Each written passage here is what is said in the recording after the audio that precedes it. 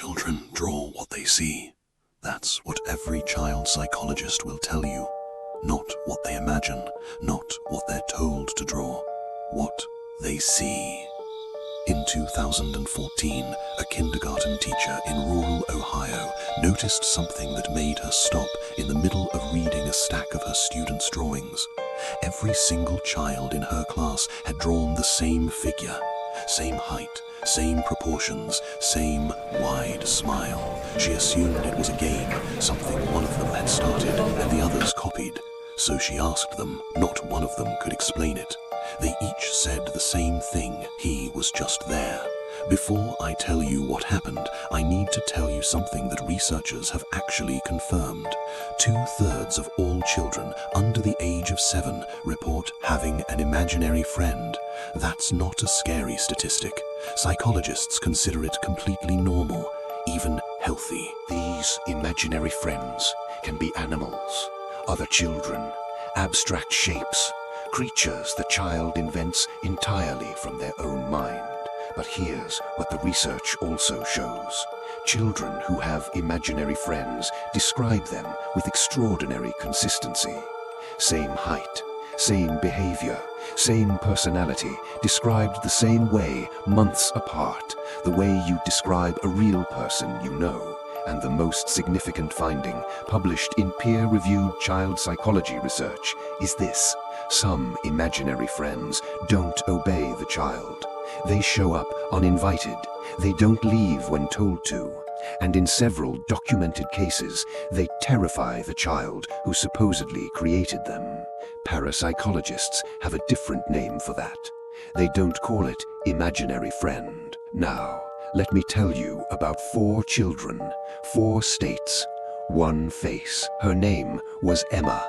In the spring of 2014, Emma's kindergarten teacher in a small Ohio town began collecting her students' free draw assignments. The prompt was simple: draw whoever you want. When she spread the drawings across her desk that evening, she noticed it immediately. Every child had drawn the same figure. Tall, thin, long arms that reached below the knees, a face with no nose, just 2 small dark eyes, and a smile that was too wide for the face it was on. She pulled Emma aside the next morning and asked her about it gently. Emma said the figure's name was Mr. Waiting.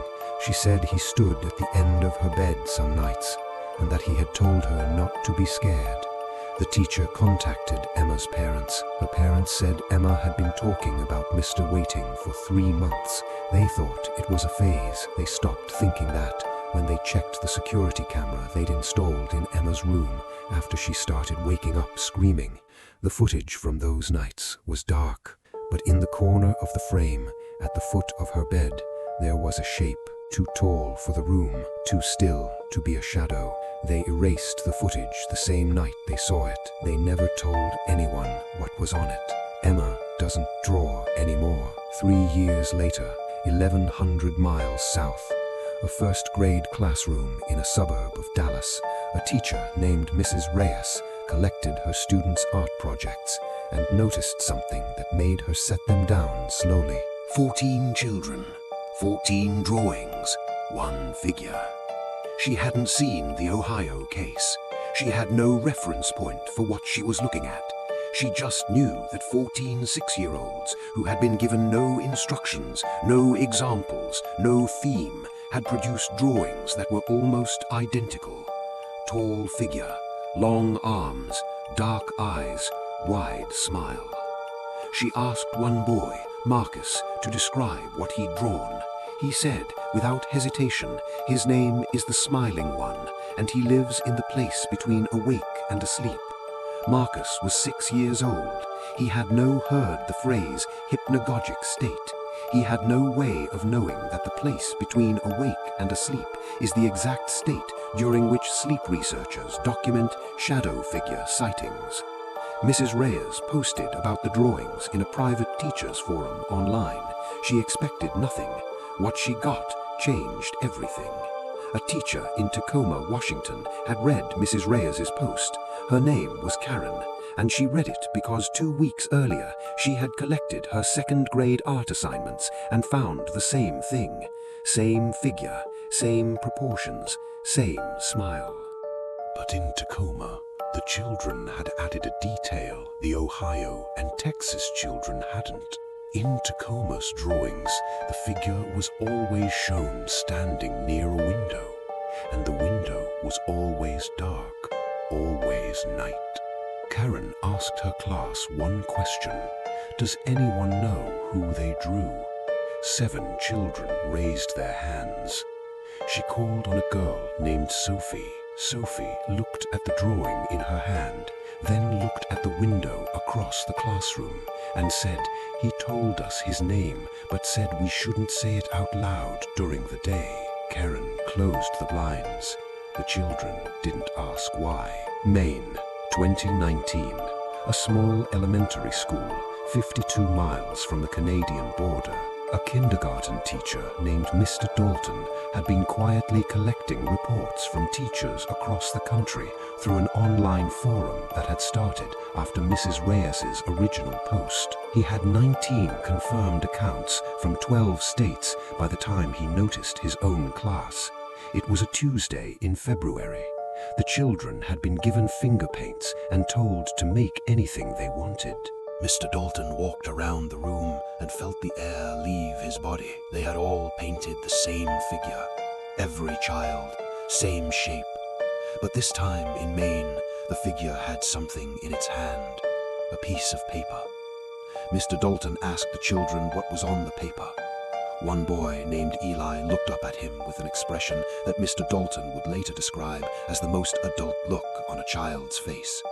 And Eli said, "Our names." After Mr. Dalton's post, 7 more teachers came forward within 2 weeks. Arkansas, Oregon, New York, Florida, Colorado, Michigan, Nevada. 11 states, 46 separate classrooms, children ranging from 4 years old to 8. None of these schools had any connection to each other. The children had never met. None of them had seen the same media, the same books, the same content. Researchers who reviewed the drawings noted 3 details that appeared in every single account, regardless of state, age, or year. The figure was always taller than any door in the child's house. The smile was always described as friendly, not scary. The children were not afraid of the smile.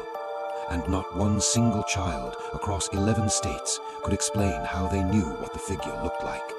When pressed, when teachers and parents asked them directly, every child gave one of 2 answers.